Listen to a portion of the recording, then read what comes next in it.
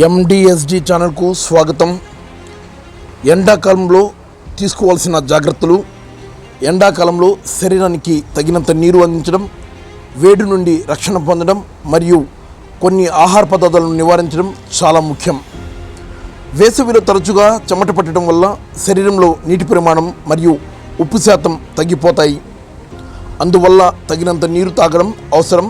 అంతేకాకుండా వేడిని తట్టుకోవడానికి కొన్ని జాగ్రత్తలు పాటించవచ్చు. ఎండాకాలంలో తీసుకోవాల్సిన జాగ్రత్తలు: నీరు తగినంతగా తాగడం. ప్రతిరోజు 2 నుంచి 3 లీటర్ల నీరు తాగడం అవసరం.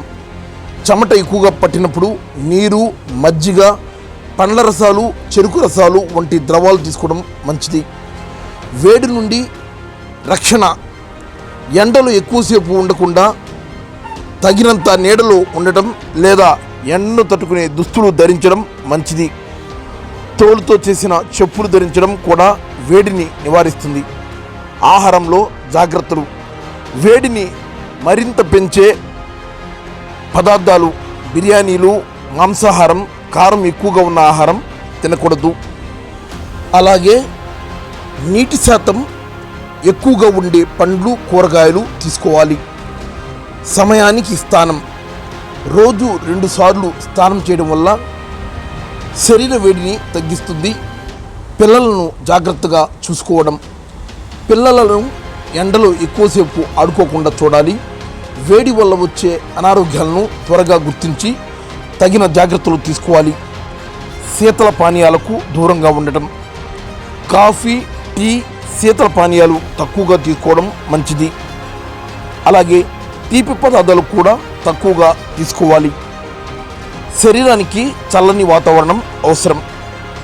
గదిలో ఉష్ణోగ్రతను తక్కువగా ఉంచడానికి, గాలిని చల్లబరచడానికి ప్రయత్నించాలి.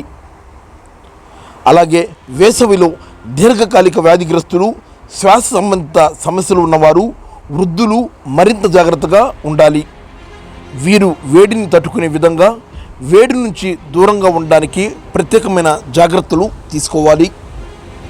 అదేవిధంగా ముఖ్య గమనిక: ఎండాకాలంలో అనారోగ్య సమస్యలు తలెత్తకుండా ఉండడానికి వైద్యుడిని సంప్రదించి తగిన జాగ్రత్తలు తీసుకోవాలి.